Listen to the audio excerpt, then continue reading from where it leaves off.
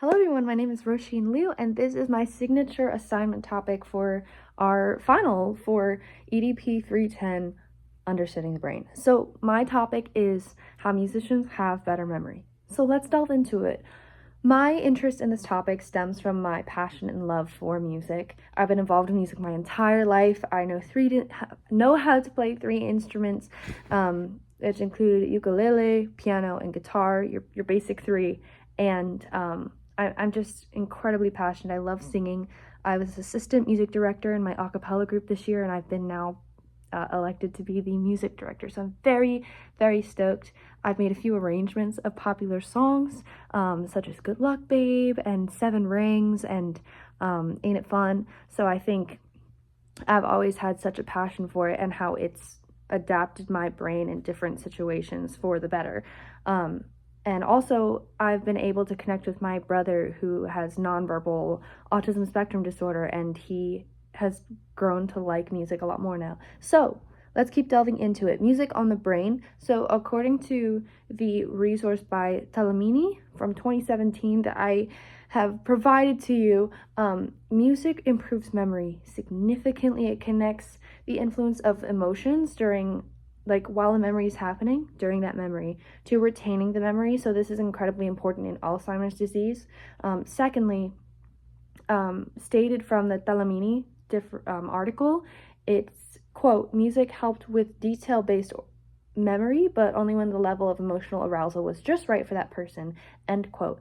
And this is from one of the researchers, Leal, that was talked about in the article. So it's important to note that music can both hurt and help memory, but we're trying to focus on more of the benefits of music on memory. But too much emotional arousal can actually hurt more than it helps because it causes such intense feelings. But let's keep moving forward. Some other findings, according to the article by M. Jimenez and E. Elliott, was that music helps to enhance learning/memory with gradual exposure and not just with informally trained students who study it. So yes, musicians do tend to have better memory than non-musicians, but the more exposed and gradually exposed you are to music, the more likely you are to have better memory. This goes for short-term, long-term, and working memory. So if we want to look at some statistics, come to the next slide with me. If you're following along, we're on slide 5. There was a study by Talamini that was talking about how those more exposed to music had better performance in short-term, long-term, and working memory tasks. So there were 29 studies with 53 memory tasks, and this was, divided between non-musicians and musicians, and it showed, based off of the G value, the higher the value of the G value and then the percentage of CL, it showed that memory was better. And all of them had CL levels of about 95 to 96%, which was incredibly high. This was a great statistic to show that, in this study, just looking at musicians and non-musicians, it showed that musicians more exposed to music and more exposed to the study of music had better memory in all 3 areas. So what I learned was that music utilizes emotions to help people improve their memory. Those who are more exposed to music are more likely to have better memory than non-musicians. And lastly, music helps treat more than just memory issues. I've seen this for, personal levels, to myself, to some of the people that I teach, and also just from the studies that it treats PTSD and anxiety and also depression more than just Alzheimer's. So let's just talk about what parts of the brain are stimulated from music. The biggest one is the hippocampus. So like I was saying earlier, music can either help or hurt the brain depending on the level of emotional arousal. So if you're studying for a test, this is a very prime example. Let's say that you're listening to very melancholic music. It might actually hurt more when associating a possible area of interest, such as maybe you're studying the Gettysburg Address by Lincoln, and you're trying to remember everything that's happening about the Gettysburg Address, but you were listening to a very sad song such as Funeral by Phoebe Bridgers. Already has a really tough name to it. It might be clouded by the emotional memory in your body rather than the message of the Gettysburg Address, right? But if we hit the right things, if you're listening to lo-fi music, if you're listening to something that's a little bit more stabilizing, something that's more positive, suits your level correctly, it can create a better environment for memory to occur.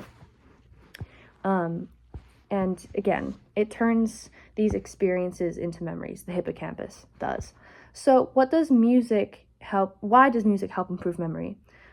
Quote, it has multisensorial natures of music training within music notation.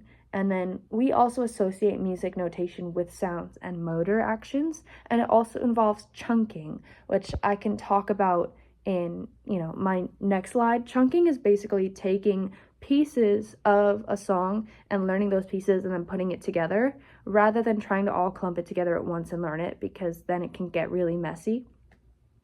So I'll talk about that more in my next slide, which if you follow along, we're still on slide 9. What if no prior music training? What if you don't have any music training? From personal experience, there's a learning curve that can be difficult at first, and the techniques to remember music sequences improve memory, and not only music, but in other areas too. I used to do this with other subjects such as the sciences, especially in chemistry and biology. That's been very difficult. But my personal techniques are chunking. I will write down or use symbols or acronyms to help me remember certain sequences of music and use that in biology and chemistry. It's been quite fun. I also sometimes teach my stuffed animals, so I teach friends and family and bring it up in casual conversation just to kind of help integrate it and keep my mind always moving. Also, kind of bringing out a Pomodoro method, going practice, break, practice, break. You can't cram study music. It has to be learned over gradual time, and that goes for any subject. And it also helps with time management before a concert. You need enough time to prep. You need enough time to prep before a test or before a final, So why is this important in relation to this class? Music and memory help us locate brain activity from different forms of stimuli. This time it's auditory. We still don't know everything about the brain, especially with how music can also improve speech. Some people have been, I can't give specific examples, but from people I've been with in my life and, talked with and taught, some of them can't speak, but when they hear music, they can start singing and they can start taking the ideas in their brain and verbalizing them through music, which is amazing. Now moving on to the next slide. Thank you so much. How will I move forward with musical learning? I want to arrange a cappella songs over the summer. I want to join my mom's choir to continue my brain study and use knowledge of how to chunk music in learning it and integrate it into study lifestyle and work lifestyle. Thank you again, and my references are on the next page. I hope you enjoy your day. You've enjoyed this class. Thank you.